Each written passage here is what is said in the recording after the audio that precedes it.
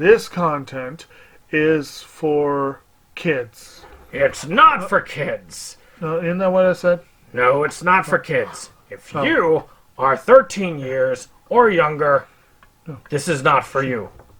Do I have to kill somebody in order to actually make that point across? No, man, you don't have to kill no one. Wait a second. Oh, no. When we return to our planet, the High Court may well sentence you to torture. He likes movies, we like movies. SeptumSin versus the world. SeptumSin versus the world. SeptumSin versus the world. SeptumSin versus the world. I'd buy that for $1. Greetings! You're watching SeptumSin versus the world. I'm SeptumSin. It seems like each time I tend to forget the TV one, but we are on our 6th TV Stroll. So for those of you who are hoping for a movie stroll this week, it will be next week. So let's go ahead and get started with us. We got a large pile of stuff. Last time we did a lot of Family Guy. This time we're going to have a little bit more variety. So we're going to start off with Farscape. Now, this is the complete Farscape series on the Blu-ray release. I kind of held off on getting Farscape until they did a Blu-ray release on it. And it's sort of like this space adventure where you've got this guy from Earth who ends up traveling out to this outer realm and hooks up with these kind of outlaws fighting this evil, like, menace, essentially. Now, it comes with a nice little comic book right here. It's got a lot of cool Jim Henson type puppetry, really awesome makeup and effects. On this, we've got a collectible comic book, which I just showed you. Memories of Moya, documentary featuring the cast and crew. Farscape Undressed, rarely seen, long sought after behind the scenes special.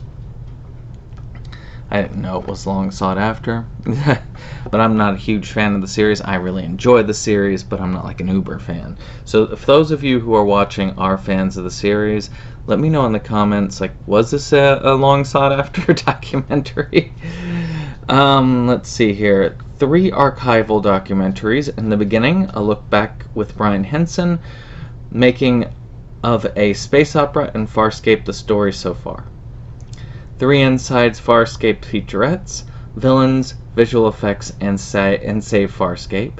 35 audio commentaries, good lord.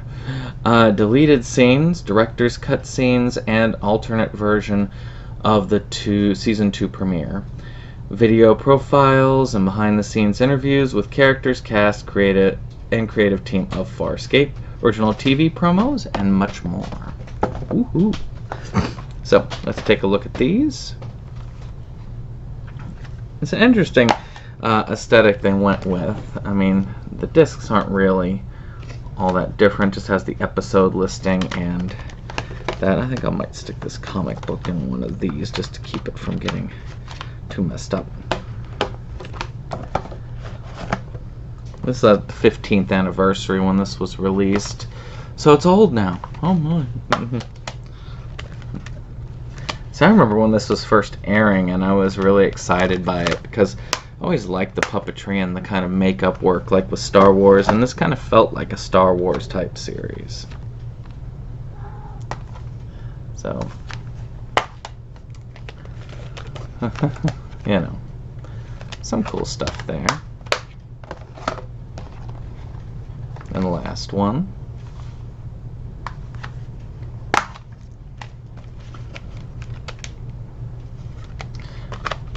And though I'm going to be doing the next one as a separate entry, it is the same series in a sense. And that is Farscape, the Peacekeeper Wars. Because Farscape kind of ended too soon in many cases, and in my opinion, as the bad guy, of course, was on a cliffhanger. And this kind of wraps up the story, so I am kind of glad. I didn't like this one as much as I liked the original series, but I was glad that they got an end to the story. Down here, let's see here. Making of the Peacekeeper Wars, 30-minute documentary, conceptual art, authentic production, storyboards, spacecraft gallery, and much more. It's kind of cool to have that miniseries wrapping up the story. So let's take a look at this next series, which has a number of them on here, which is The Flash, which is based off of the comic book, The Flash, and as a part of the Arrowverse, it is a pretty cool series. On here, behind the story, the Trickster returns, the fastest man alive, creating the blur, visual effects, screen test, chemistry of Grant and Emily, DC Comics Night, Comic-Con presenting Gotham, The Flash, Constantine and Arrow, pilot commentary, deleted scenes, and gag reel. So, not too bad there. These are hour-long episodes, which makes them kind of difficult to go through, but The Flash was a little bit easier because, well, and if any of you saw that digital, feel free to grab it, actually, because I don't use them. I like The Flash because it's a little bit lighter. It's not as dark as the Batman-ish, like, Arrow series. The second season, the rest of them I really got on DVD because I could get them really cheap on DVD at Black Friday. So we had the Arrow crossover event with 2 special features, and much like comic books, really these do feel like real comic book series.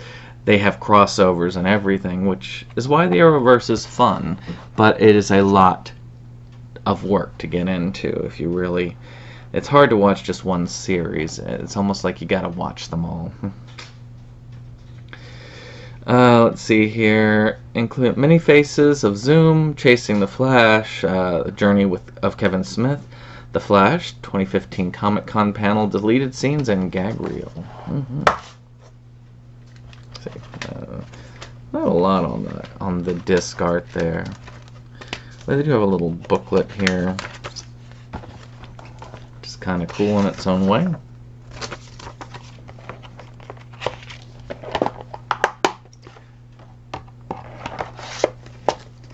It's not a bad quality set there. Now, of course, there's Season 3. Kind of harkens back to the old Flash cover art. Epic DC superhero crossover event with the Arrow, DC's Legends of Tomorrow, and Supergirl. 10 all-new featurettes. The Villain School, Flash Rogues, Allied Invasion Complex, Rise of Gorilla City, The Flash hitting the fast note, The Flash in your Super Friend Harmony, and a Flash Synchronicity, and a Flash, The Flash 2016 Comic-Con panel, A Flash in Time, Time Travel in the Flash Universe, a convention with Andrew Kreisberg and Kevin Smith, deleted scenes, gag reel. Well, they always come with so many special features on these seasons. It's surprising. So we got the book, all the episode information, cast. And of course, one of these casts, he had a controversial tweet from many years ago, and then they kind of got canceled. Let me see here if he's actually on this one. Nope.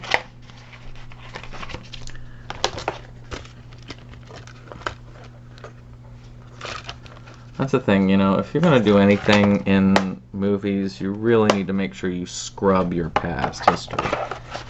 Even stuff as a teenager might come back to haunt you, so you really need to be careful. There's the 4th season. I know there's more to it than that. I just haven't collected beyond this at the point, though I will be working on it. Let's see here. They have an event with the Arrow, DC's Legend of Tomorrow, another crossover, 5 all-new featurettes. My goodness. Crisis on Earth X, best of DC TV's Comic-Con panels at San Diego, the Elongated Man, Flash, the Amulet Black with Katie, Eric and Sterling, The Fastest Man Alive, The Thinker, Deleted Scenes, Gag Reel. So lots of fun stuff there. And of course, again, kind of bland. Right there, more of this. More on the cast. Let's see if it has that cast member. I believe it's him that gets that's gotten canceled. You really gotta watch what you say. I know I couldn't be really famous there because I'd probably be canceled in an instant. You know, you can't keep track of everything you put online. This is why you probably shouldn't interact online, period, if you're going to be in a famous type thing. Now this one is unfortunately a fan-made one because there really is no physical media version of the full series, but that's Freddy's Nightmares. Now I get a lot of people asking me where I get them. It varies. I was a member of a lot of horror groups, but then after some issues with my original Facebook page, I lost touch with them. But even then, they were very hard to come by. I mean, they were just like, I create a whole bunch of these for myself and my family. I've got a couple more, if y'all want them, you know, that sort of thing. I really do like this series. It's kind of cool. Unlike the Friday the 13th series, which, by the way, does have a physical release, this one involves Freddy in each of almost all the episodes. And it's kind of trippy. So, you know, I do like that. And, you know, well, here's a little thing here. So maybe if you scan that, I don't know. But still kind of fun. I love the series. I'm glad to have a copy of it. If it ever gets an official release, which the way things are going, probably not, I will be nabbing that. Now, one cool one I managed to get on sale for like $10 was From Here to the Moon. I like this edition. It is an HBO series, you know, well, basically From Here to the Moon. But look at this. I mean, look at how it just opens up like that. I mean, that is really cool.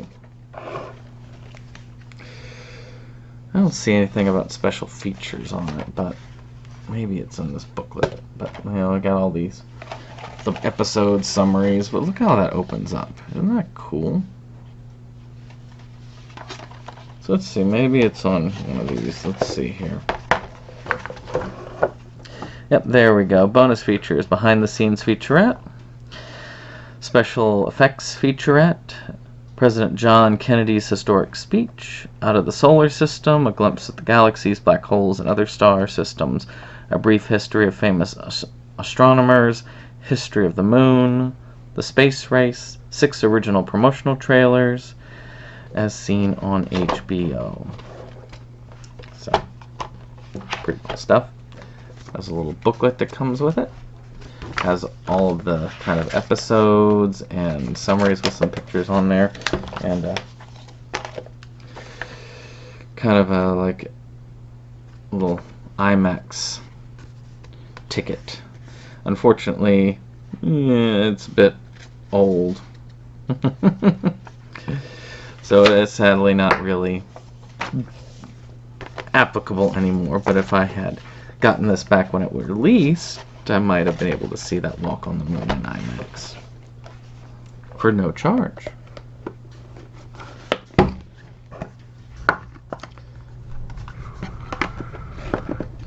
Gotta put this thing together. It's in multiple parts.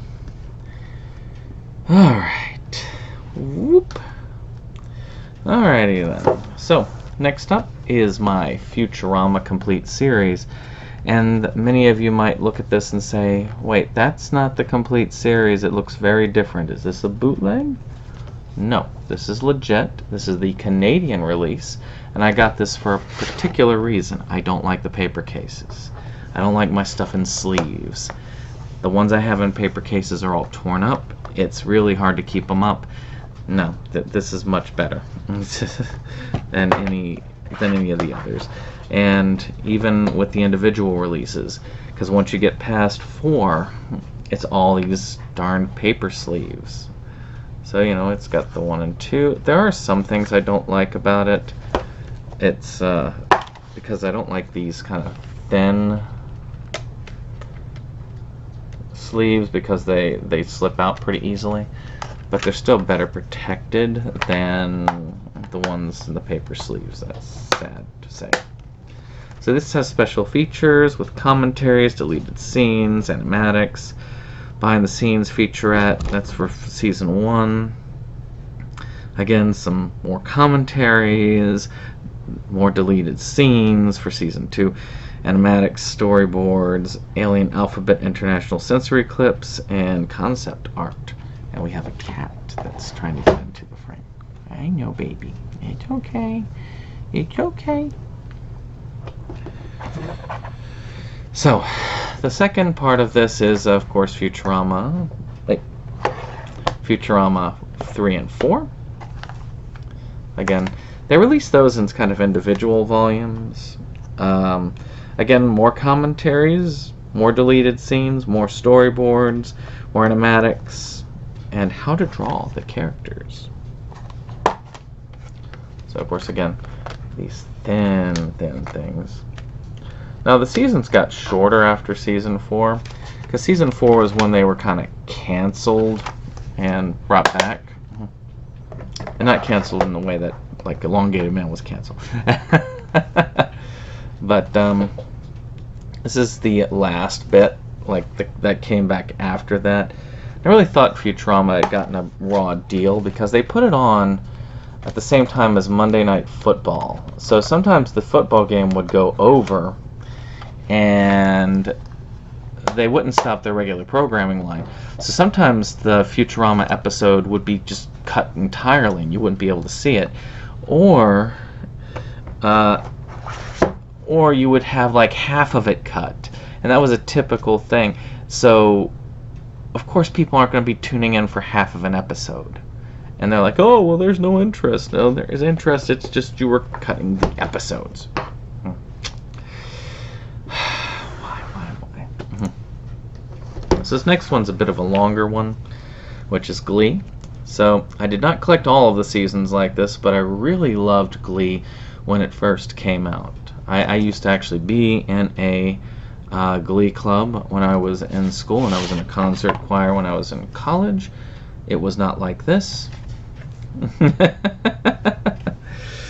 So the first half of part 1, which by the way is the only really, if you really want to just get the good part of Glee, just get this. That's all you need. So you got the audition pieces. Welcome to McKinley. Fox Movie Channel presents casting session, deconstructing Glee with Ryan and Murphy, featuring featurette, dance boot camp, and more. So, you know, you got some pretty cool stuff here. Glee was all the rage. I actually have many of these, and you'll see these on the Music Stroll. I have many of these soundtracks, because I actually did like it. I was big into it for a while. Me and Jake actually sat down and watched the series as it came on every week. Until it ended.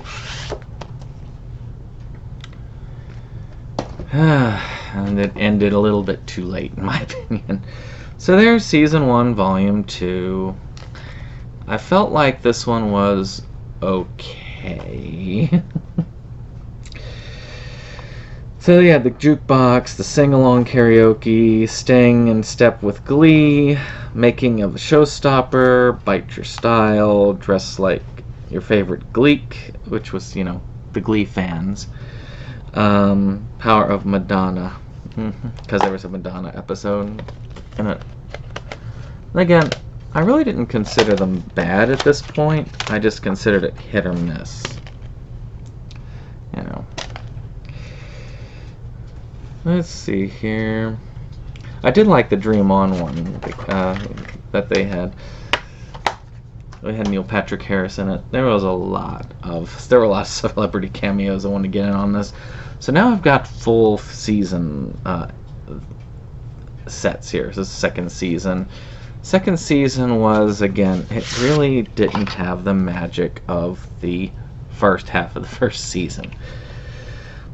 The Jukebox, Making of Rocky Horror Glee Show, exclusive bonus song, Getting Waxed with Jane Lynch, Day in the Life of Britney, Shooting Glee in New York. Day in the Life of Britney was fun. I always like Lord Tubington. It kind of that cat was, in our opinion, the star of the show after season 1.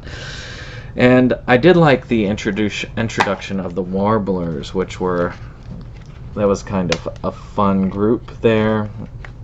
And you had Kurt's boyfriend introduced. You got a lot of albums that were released at that point. The slushie thing was, all the jocks would slam them with slushies. I really don't think that high schools are quite like they used to be. It used to be a lot like that. Like you had the jocks versus the nerds versus all that. Do they still do it that way? I don't know. I've heard culture kind of changed over that time. So maybe not. This did, I think, have the Sue the Grinch episode, which was great. That's probably one of my favorite Christmas episodes.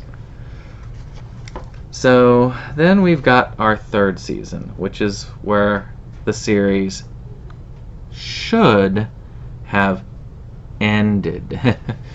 Most of the main cast graduated. They actually got to win for once. It was an ultimate high to end on. You introduced a couple new characters. Let's see, the Santa Baby deleted scene, Under the Stars, Music Jukebox, Ask Sue, the World Domination blog, and much more. So, Sue was a character, I think that it was well played as a character, but it was just one that was either comic book villain, ally, comic book villain, ally, and the character would constantly shift around. It was a lot like Sylar and Heroes. I feel like they just didn't know what to do with the character after a while, and they're just like, well, we got to keep using her. Jane Lynch is a popular piece of the puzzle. Let's use her. I don't know. Then season 4, we're like, well, we can't just drop it, so we're gonna follow the old cast, and then we're gonna have some newbies in here mixed with some of the rest of the old cast. And they were trying to set up Finn's character is sort of like a takeover teacher at the end of that season, but unfortunately he did die, I think, after this season.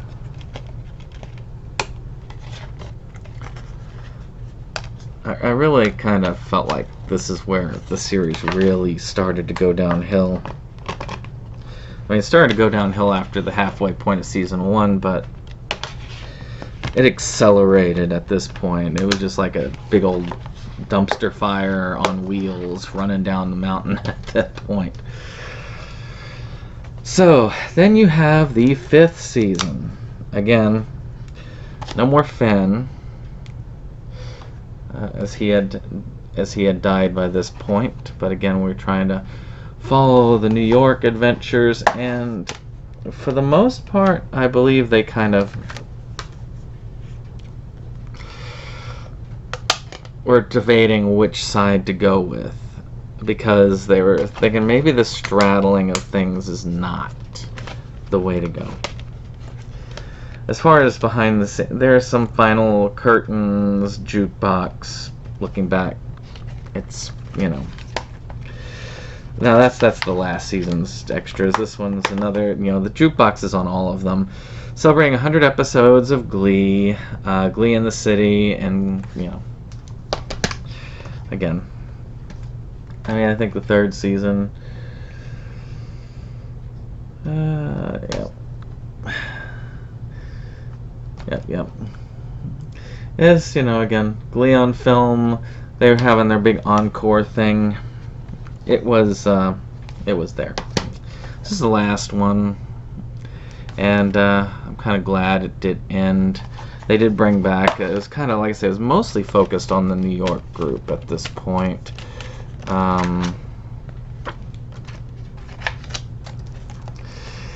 But they did bring back the high schoolers that they introduced to try and give them some closure.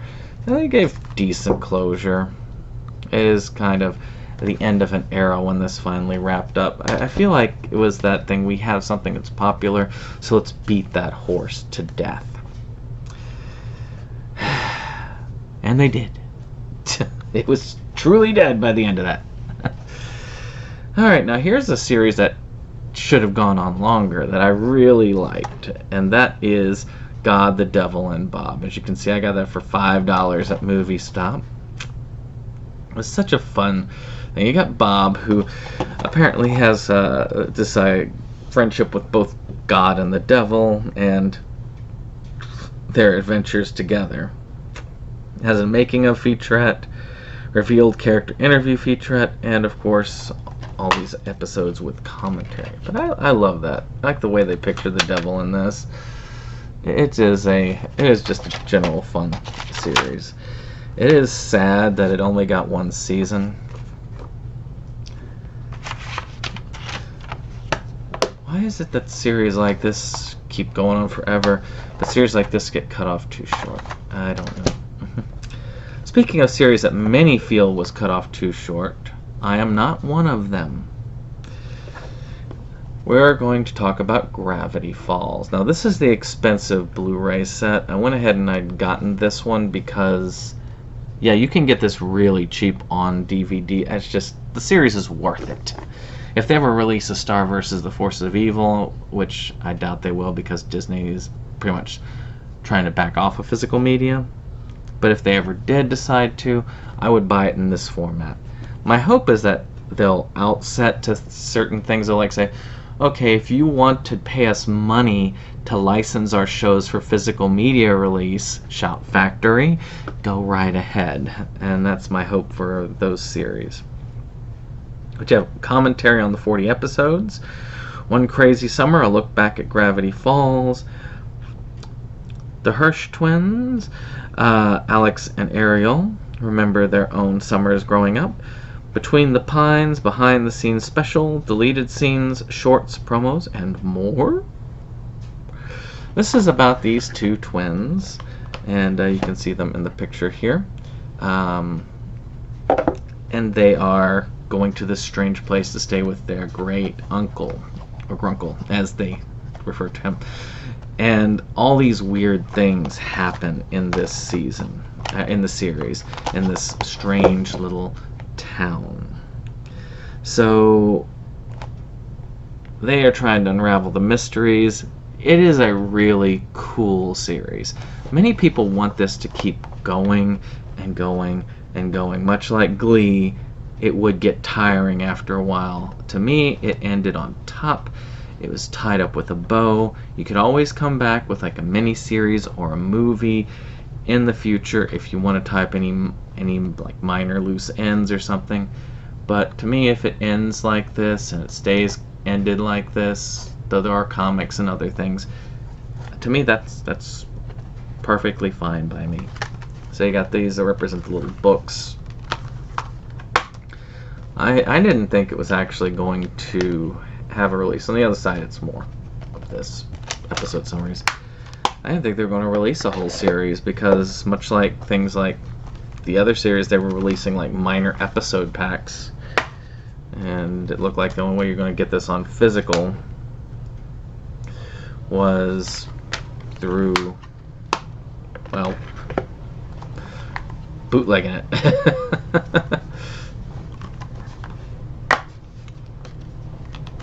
This is just a special features disc.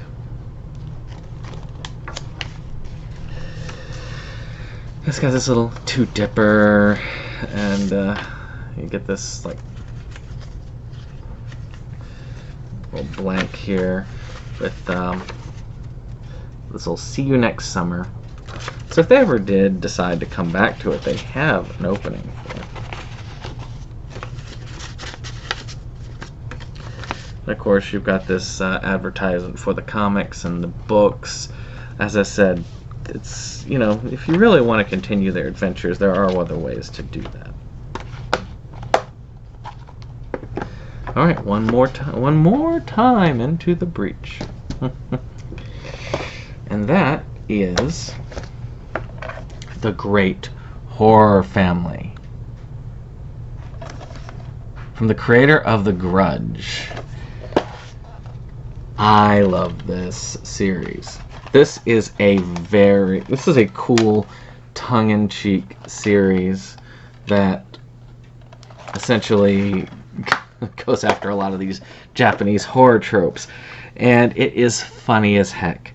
It's about this guy, they move into this house, and the house appears to be haunted, and essentially it goes through the various cast of characters. It is a live action series. It is insanely funny, especially if you're familiar with a lot of the works like The Grudge, Ju-on. Let's see if there's any special features. I don't think there are any. I don't know whether this is out of print because it's Bandai releasing it, and Bandai is not releasing these things anymore. But I don't expect it was. I don't know of anybody saying this is hard to get, but it's an I think of it as a gem, a hidden gem of sorts, that you should check it out. Well, that's it. I hope you've enjoyed this 6th volume of our TV Stroll. Of course, if you like this, hit that like button, subscribe, and share. And we will see you on the next one. Goodbye.